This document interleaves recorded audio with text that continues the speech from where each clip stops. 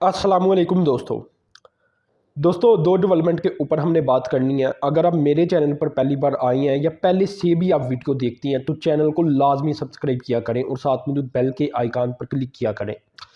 देखें दोस्तों, अब क्योंकि एक ट्रेंड चल पड़ा है कि डॉलर के ख़िलाफ़ हमने जाना है, तो ममालिक इसमें शामिल होते चले जा रही हैं। और इसका जो मेन रीज़न है वो चाइना और रूस ही है, क्योंकि जिन ममालिक ने चाइना के साथ ट्रेड करनी है, रूस के साथ करनी है, उन्होंने गठजोड़ कर लिया हुआ है कि डॉलर को हमने पीछे धकेल देना है, क्योंकि डॉलर ही मेरे ख्याल से अमेरिका की बैकबोन है। अगर उसे रोल ओवर कर दिया जाए, उसे बैक अमेरिका की तरफ ही कर दिया जाए, वापस जहाँ से निकला था वहाँ ही गाड़ दिया जाए, अगर मैं सादा ज़बान में कहूँ, तो फिर मेरे ख्याल से अमेरिका की ताकत काफ़ी हद तक ख़त्म हो जाएगी। तो यही चल रहा है। और बाकी ममालिक क्योंकि डॉलर की वजह से बड़ी प्रॉब्लम का भी शिकार है, जैसे कि पाकिस्तान है। पाकिस्तान के अलावा अर्जेंटाइन, ठीक है ना, अर्जेंटीना की भी प्रॉब्लम है। तो इन्होंने ये डिसाइड किया है कि चाइनीज़ जो हम चाइना से इंपोर्ट करती हैं उसकी जो पेमेंट है वो डॉलर की बजाय युआन में करेंगे।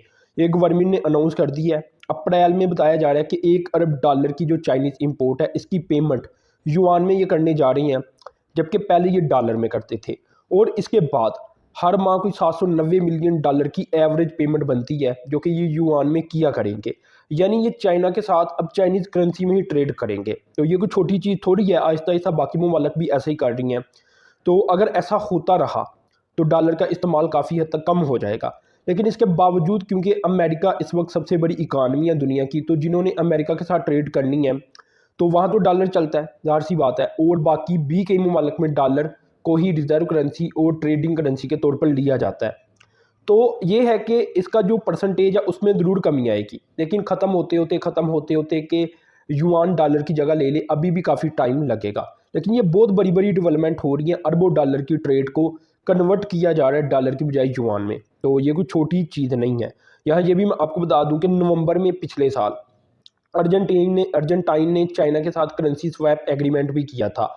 5 अरब डॉलर तक का ये करेंसी स्वैप एग्रीमेंट था और इसी के तहत जो ट्रेड है अब युआन में की जाएगी। तो ये दोस्तों पहली डेवलपमेंट थी कि दुनिया के ममालिक जोक दर जोक अब डॉलर के ख़िलाफ़ हो रही हैं, क्योंकि डॉलर रिज़र्व को लेकर काफ़ी प्रॉब्लम रहती थी और जो करेंसी कन्वर्शन चार्जेस पड़ते थे वो अलग से पड़ जाते थे। तो इन सारी चीज़ों को देखते हुए अब ममालिक यही डिसाइड कर रही हैं, या तो एक नई करेंसी सामने लेकर आएँ या तो लोकल करेंसी में ही ट्रेड की जाए। अब पहले ब्राज़ील भी शामिल हो चुका है, पाकिस्तान तो पहले ही करेंसी स्वैप एग्रीमेंट रखता है चाइना के साथ। तो काफ़ी ज़्यादा ममालिक हो चुके हैं ना, रूस के साथ भी जो ट्रेड कर रही है। बांग्लादेश ने अभी पेमेंट करनी है एक न्यूक्लियर प्लांट की, तो वो भी वो युआन में ही करेगा। तो देखा जाए तो हर जगह चाइनीज़ करेंसी का राज नज़र आ रहा है इस वक्त। तो खैर यहाँ दोस्तों अब जो दूसरी डेवलपमेंट है वो कुछ ऐसी है कि जो इलेक्ट्रिसिटी कास्ट है, जनरेटिंग कास्ट, इलेक्ट्रिसिटी बनाने की कास्ट, उसमें थोड़ी सी बहुत कमी आई है मार्च के अंदर। और वो कमी सिर्फ इस वजह से आ पाई है पिछले साल मार्च की निस्बत कि अब पाकिस्तान ने ज़्यादातर न्यूक्लियर और हाइडल के ज़रिए ज़्यादा एनर्जी बनाई है। तो यानी इससे ये साबित होता है कि अगर पाकिस्तान ज़्यादा न्यूक्लियर एनर्जी बनाएगा और ज़्यादा हाइडल एनर्जी बनाएगा तो पाकिस्तान की जो इलेक्ट्रिसिटी है वो सस्ती बनेगी। पिछले साल मार्च की निस्बत ये 11% सस्ती बनी है।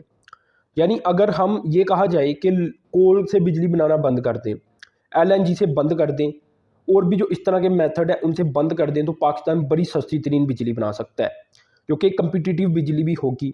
लेकिन इसमें भी प्रॉब्लम है। प्रॉब्लम ये है कि अगर आज हम फ़र्ज़ करें कि पावर प्लांट लगाती हैं, हाइडल के लगाती हैं या न्यूक्लियर के लगाती हैं, तो उन्हें लगते हुए भी थोड़ा सा टाइम चाहिए होता है और इस पर पैसा भी बहुत ज़्यादा खर्च होता है। इसलिए ये प्रोजेक्ट ज़्यादा लगते हुए नज़र नहीं आते, आहिस्ता आहिस्ता लगती हैं।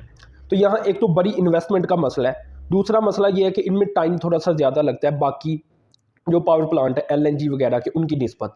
दूसरा मसला ये आ जाता है।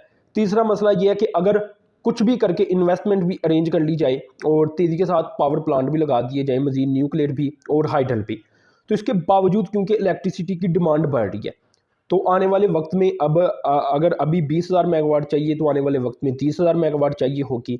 तो बात जो परसेंटेज के अंदर है ना, परसेंटेज के अंदर वो वहीं आ जाती है। तो यानी डबल ट्रिपल इन्वेस्टमेंट करनी पड़ेगी पाकिस्तान को। अपनी जो ज़रूरत है इसको फ्यूचर के पॉइंट ऑफ व्यू से देखना पड़ेगा कि फ्यूचर में क्या चाहिए।